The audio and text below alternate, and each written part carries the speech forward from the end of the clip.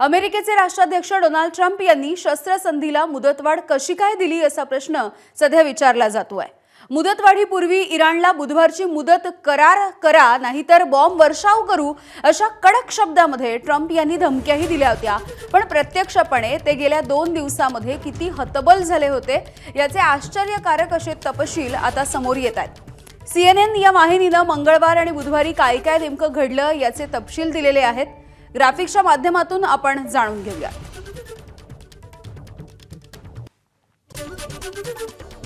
इराणचं शिष्टमंडळ इस्लामाबादला चर्चेसाठी जात नसल्यामुळे ट्रम्प हे अस्वस्थ झाले होते।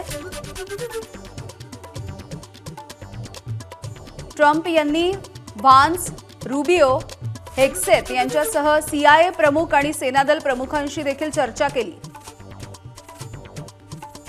उच्चस्तरीय बैठकीमध्ये उपाध्यक्ष व्हान्स यांना चर्चेला पाठवण्याचा निर्णय देखील ट्रम्प यांनी घेतला। तर अमेरिकेने गेल्या आठवड्यामध्ये दिलेल्या मसुद्याकडे इराणने शेवटपर्यंत दुर्लक्षच केलंय। अमेरिकेचा मुनीर यांच्या मार्फत इराणकडून काहीतरी प्रतिसाद मिळावा असा संदेश होता। मुनीर यांनी इराणी नेत्यांना फोन केला पण कित्येक तास प्रतिसादच देण्यात आला नाही। इराण प्रतिसाद देत नसल्यामुळे पाकिस्तानकडून शस्त्रसंधी वाढवण्याचा सल्ला अमेरिकेला देण्यात आला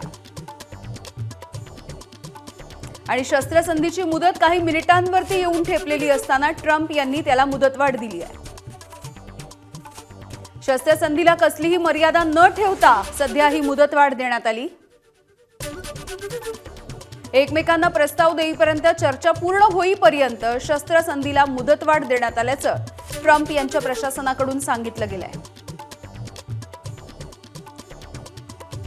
त्यामुळे या शस्त्रसंधीच्या आणि चर्चेच्या मुद्द्यावरून गेल्या काही दिवसांमध्ये ट्रम्प हे हतबल आणि हताश झालेलेच त्यांच्या निर्णयावरून दिसून येत आहे।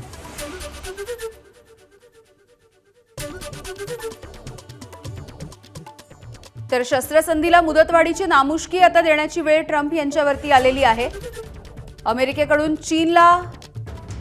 चीनची इराणला क्षेपणास्त्र निर्मितीमध्ये मदत सध्या होतीये, त्यामुळे असं वाटत होतं की अमेरिका याविषयी काहीतरी भाष्य करेल। मात्र चीनच्या संदर्भात अमेरिकेने सध्या तरी काही भूमिका घेतलेली नाहीये।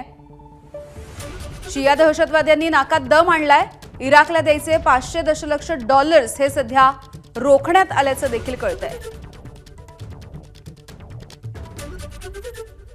तर ट्रम्प यांनी आपल्या पोस्टमध्ये नेमकं काय लिहिलंय बघूया।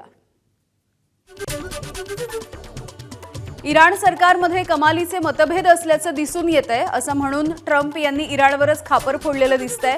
पाकिस्तानचे आसिम मुनीर आणि शहबाज शरीफ यांनी केलेल्या विनंतीनुसार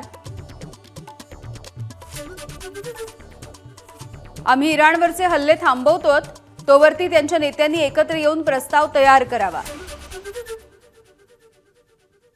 हॉर्मुझच्या सामुद्रधुनीमध्ये नाकेबंदी सुरू ठेवण्याचे आदेश मी आमच्या लष्कराला दिले